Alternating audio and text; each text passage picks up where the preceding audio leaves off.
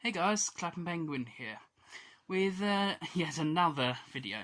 This time slightly inspired by the lovely lads of Doctor Who Adventures, who read out one of the scripts of the new series. And I am going to read, well, I'm just going to read a scene. I'm going to read a scene from my copy of Doctor Who scripts, The Tribe of Gum by Anthony Coburn. Also, of course, going by other names such as 100,000 BC and An Unearthly Child. And the section I'm about to read for you, along with voices, is, of course, when they first enter the TARDIS for the first time. So, scene 15. Inside the spaceship. Barbara and then Ian enter. Susan is standing there by a hexagonal control console in the centre of the room. She stares at them in amazement. Ian stops and looks around. The Doctor enters behind them. "Close the doors, Susan." Susan flicks a switch on the console, and the doors close. "I believe these people are known to you." Susan addresses the Doctor, and then Ian and Barbara. "The two of my school teachers. What are you doing here? Where are we?" "They must have followed you. That ridiculous school. I knew something like this would happen if we stayed in one place too long." "Why should they follow me? Is this really where you live, Susan?" "Yes." And what's wrong with it?" "But it was just a telephone box." "Perhaps." "And this is your grandfather?" "Yes." "Well, why didn't you tell us that?" "I don't discuss my private life with strangers." "But it was just a police telephone box. I walked all around it. Barbara, you saw me." "You don't deserve any explanations. You put your way in here, uninvited and unwelcome." "I think we ought to leave." "Just a minute. I know this is absurd, but..." The Doctor studies a clock on a pedestal. Dear, this is very unreliable. "I walked all around it." It stopped again, you know, and I've tried. Oh, you wouldn't understand." "But I want to understand." Yes. Oh, by the way, Susan, I managed to find a replacement for that faulty filament. Bit of an amateur job, but I think it'll serve. "It's an illusion, it must be." What's he talking about now? "What are you doing here?" You don't understand, so you find excuses. Illusions, indeed. You say you can't fit an enormous building into one of your smaller sitting rooms. "No."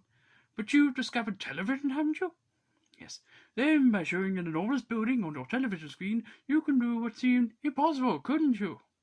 "Well, yes, but I still don't..." "No, not quite clear, is it? I can see by your face that you're not certain. You don't understand." I knew you wouldn't. Never mind.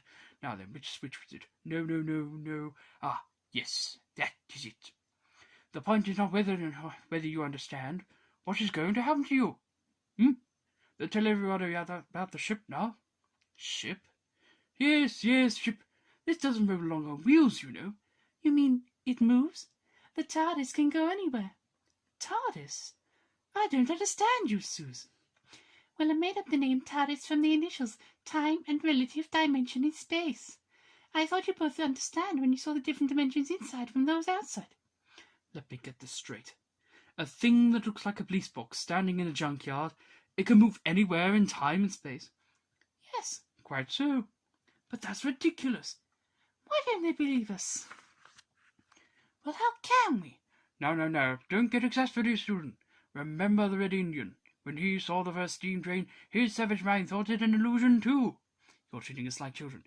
"Am I? The children of my civilization would be insulted." "Your civilization?" "Yes, my civilization.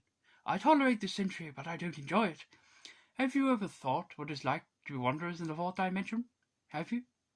To be exiles? Susan and I are cut off from our home planet without friends or protection. But one day we shall get back. Yes, one day. One day." Ian and Barbara look at Susan in sheer disbelief. "It's true, every word of it's true. You don't know what you've done coming here." She turns desperately to the Doctor. "Grandfather, let them go now, please. Look, if they don't understand, they can't. They can't hurt us at all. I understand these people better than you. Their minds reject things they don't understand." No. He can't keep us here. Susan, listen to me. Can't you see that all this is an illusion? It's a game that you and your grandfather are playing, if you like, but you can't expect us to believe it. It's not a game. But Susan, it's not. Look, I love your school.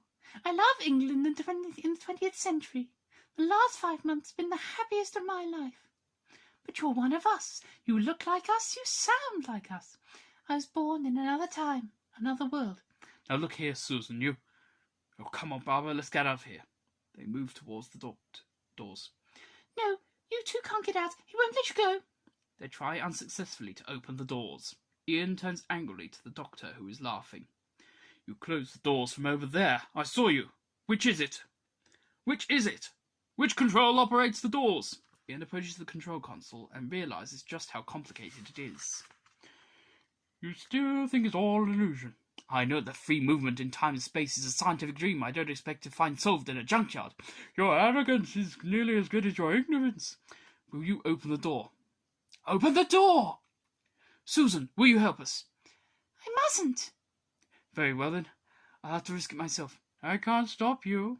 The doctor quietly operates a switch on the console. Susan realizes too late what the doctor has done and screams and warns Ian. Oh, don't touch it! It's live!